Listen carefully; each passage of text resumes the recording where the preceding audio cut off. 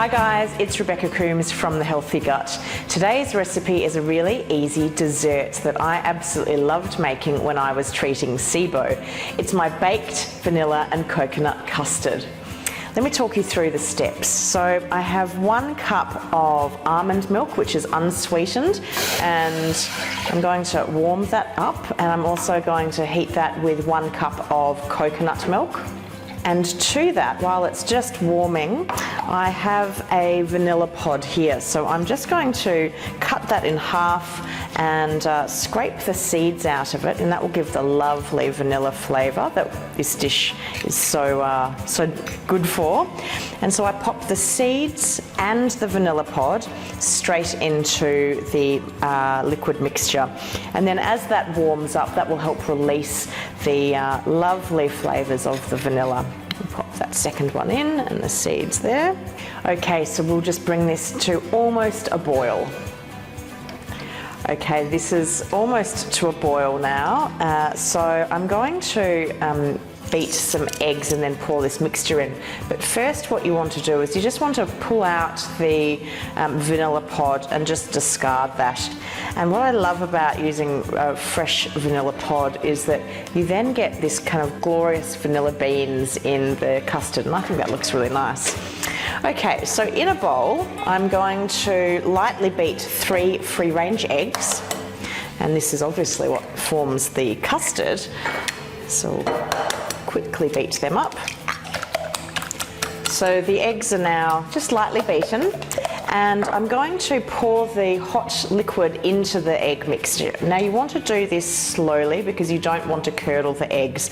So just a really thin stream to start with, and just combine that with the eggs until that's well combined and the temperature of the eggs has started to increase, and then you can start to pour a lot more of the milk in a lot quicker.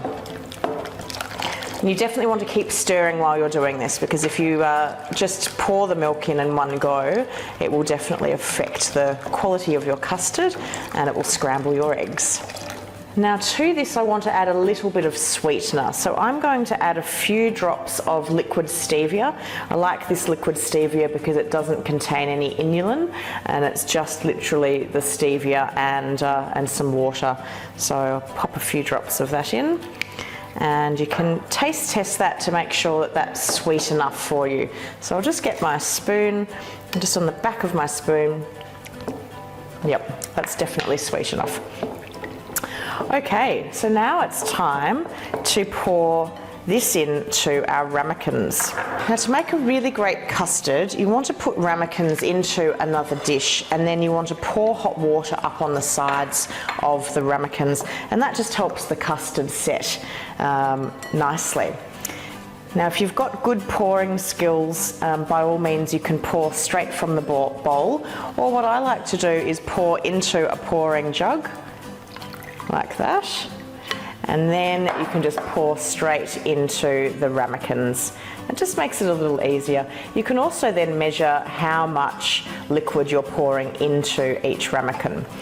So this dish accommodates about 6 half-cup ramekins. So half cup of the custard mixture in each ramekin. So the ramekins now contain all their custard, and just for a nice little extra touch, I like to pop some freshly grated nutmeg on the top of it. So I prefer using whole nutmeg and grating it as I need it. It's a much fresher flavoured nutmeg then, but if you don't have access to whole nutmegs, by all means use the powdered nutmeg. So I like to just do a little grate on each custard top. Okay, that's looking great.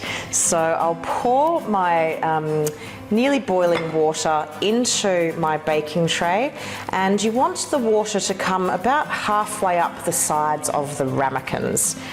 You do want to use hot water though, otherwise it will be like putting your custard into a cold bath in an oven.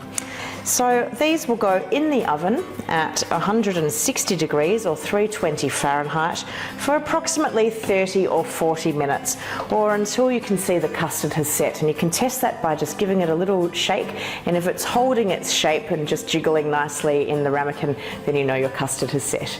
We'll see you when these come out. The custards have come out of the oven and they look amazing. Oh, I love custard. When I was a kid, I just adored custard, and I had a great aunt who loved custard, I think, as much as I did, and I first learnt all about, great English desserts like custard and rice pudding from her. So you can eat these straight away while they're still warm, or you can chill them and eat them cold. If you're like me, you'll eat them at any temperature and love them all the same. And I'll just do a little spoonful just to show you how lovely that is. Isn't that great? If you would like today's recipe, you can find it in the SIBO Family Favourites cookbook. And if there's anything you would like me to make SIBO friendly, pop it in the comments below. I'm Rebecca Coomes from The Healthy Gut, and I look forward to seeing you next time.